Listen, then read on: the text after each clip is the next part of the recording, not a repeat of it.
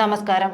പുതിയ സാമ്പത്തിക വർഷം തുടങ്ങിയതും ഒന്നിനും പണമില്ല എന്ന് പറഞ്ഞ് പതിവ് പോലെ കേരളത്തിന്റെ ധനമന്ത്രി മോങ്ങി തുടങ്ങി.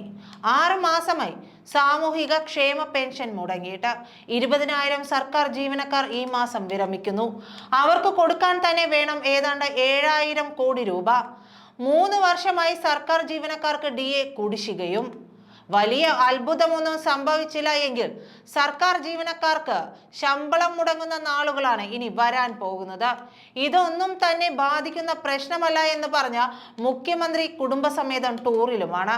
ഭരണത്തിൽ കയറുമ്പോൾ ഉണ്ടായിരുന്ന 1.60 ലക്ഷം കോടി രൂപ പൊതുകടം ഏതാണ്ട് 4 ലക്ഷം കോടി രൂപയിൽ എത്തിച്ചു കേരളത്തിന്റെ സമ്പദ് വ്യവസ്ഥയെ നശിപ്പിച്ച സ്വയം പ്രഖ്യാപിത സാമ്പത്തിക ശാസ്ത്രജ്ഞനാകട്ടെ പത്തനംതിട്ടയെ സിംഗപ്പൂർ ആക്കുമെന്ന് പറഞ്ഞ് അടുത്ത ഉഡായിപ്പുമായി നടക്കുകയാണ്.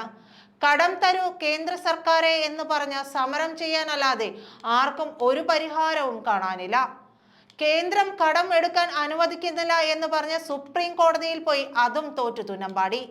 എന്താണ് കേരളത്തിന്റെ സാമ്പത്തിക ദുരവസ്ഥയുടെ പ്രധാന കാരണം എന്ന് ചോദിച്ചാൽ കേരളത്തിൽ നിലനിൽക്കുന്ന സമാന്തര സമ്പദ് വ്യവസ്ഥയാണ്. കേരളത്തിലെ സമാന്തര സമ്പദ് വ്യവസ്ഥയുടെ നിയന്ത്രണം ആരുടെ കയ്യിലാണെന്ന് എല്ലാവർക്കും അറിയാം. പക്ഷേ ഭരണകൂടം അനങ്ങില്ല. ആയിരക്കണക്കിന് കിലോ സ്വർണമാണ് ഓരോ വർഷവും കടത്തുന്നത്. പിടികൂടുന്നതാകട്ടെ അതിന്റെ 2-3% മാത്രം. കേരള ബജറ്റിനേക്കാൾ കൂടുതൽ വരും ഈ സമാന്തര സമ്പദ് വ്യവസ്ഥയുടെ ഇടപാടുകൾ. ഒന്നുകിൽ ഭരണകൂടം മനഃപൂർവ്വം കണ്ണടയ്ക്കുന്നു, അല്ലെങ്കിൽ സമാന്തര സമ്പദ് വ്യവസ്ഥയെ ഇല്ലാതാക്കാൻ പല കാര്യങ്ങൾ കൊണ്ട് കഴിയുന്നില്ല. എന്തുകൊണ്ട് അതിനെക്കുറിച്ച് കൂടുതൽ പറഞ്ഞിട്ട് കാര്യമില്ല. CAG റിപ്പോർട്ട് പ്രകാരം ഏതാണ്ട് 28,000 കോടി രൂപയുടെ നികുതി കുടിശ്ശിക കേരള സർക്കാർ പിരിച്ചെടുക്കാനുണ്ട്. കഴിവുകെട്ട ഭരണകൂടം അത് കാര്യക്ഷമമായി ചെയ്യുമെന്ന് കരുതുകയേ വേണ്ട. അപ്പോൾ കിട്ടാനുള്ള നികുതി പിരിച്ചെടുക്കുന്നതിനെ കുറിച്ച് പറഞ്ഞിട്ടും കാര്യമൊന്നുമില്ല. പുതിയ സംരംഭങ്ങൾ ഉണ്ടെങ്കിലേ കൂടുതൽ നികുതി വരുമാനവും തൊഴിലും ഉണ്ടാകൂ. CPM എന്ന സംഘടനയെ ഉള്ളിടത്തോളം അതൊന്നും നടക്കാനും പോകുന്നില്ല. കോവിഡിന് ശേഷം ഏതാണ്ട് 1 ലക്ഷം സംരംഭങ്ങൾ കേരളത്തിൽ പൂട്ടിപ്പോയി എന്ന ഒരു മാധ്യമത്തിൽ വായിച്ചു കണ്ടു. പ്രവാസികൾ കേരളത്തിലേക്ക് പണം അയക്കുന്നത് കുറച്ചു. ഗൾഫ് ഒഴികെ ഉള്ള നാടുകളിൽ ജീവിക്കുന്നവർ കേരളത്തിലേക്ക് തിരികെ വരില്ല. അതുകൊണ്ട് വീട് നിർമ്മാണം പോലുള്ള നിർമ്മാണ പ്രവർത്തികളും വലിയ രീതിയിൽ കുറഞ്ഞു.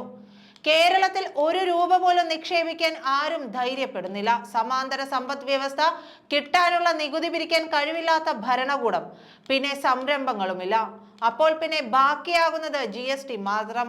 GST വന്നതിൽ പിന്നെ രാജ്യത്തിന്റെ നികുതി വരുമാനം ഇരട്ടിയായി ഉയർന്നു. അതുപോലെ മറ്റെല്ലാ സംസ്ഥാനങ്ങളുടെയും നികുതി വരുമാനം വർദ്ധിച്ചു.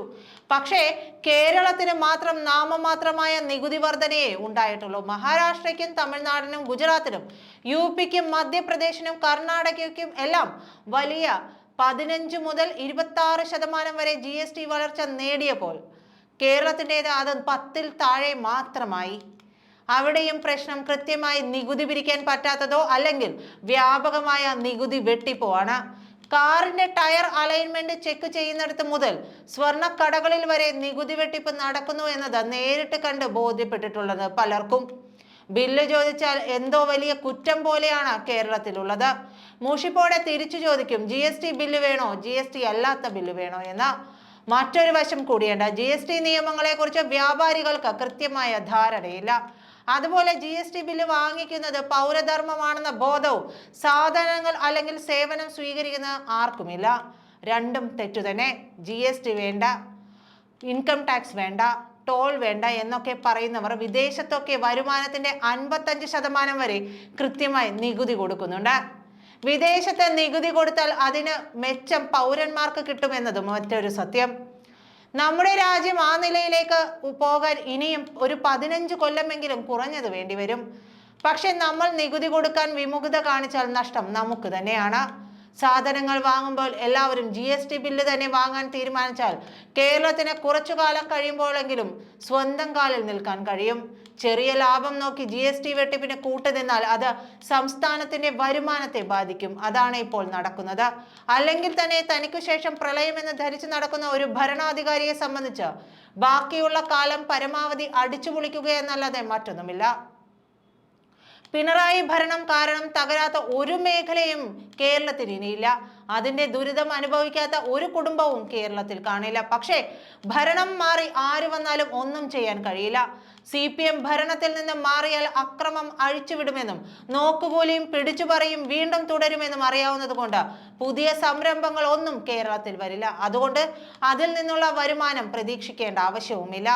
ഉപഭോക്തൃ സംസ്ഥാനമായ കേരളത്തിന് ഏറ്റവും യോജിച്ചതാണ് GST. പക്ഷേ കാര്യക്ഷമമായി നടപ്പാക്കണമെന്ന് മാത്രം. അതിന് നമ്മുടെ ഭാഗത്ത് നിന്ന് ചെയ്യേണ്ടത് വാങ്ങിക്കുന്ന സാധനങ്ങൾക്കും സേവനങ്ങൾക്കും GST ബില്ല് ചോദിച്ചു വാങ്ങുക എന്നത് മാത്രമാണ്.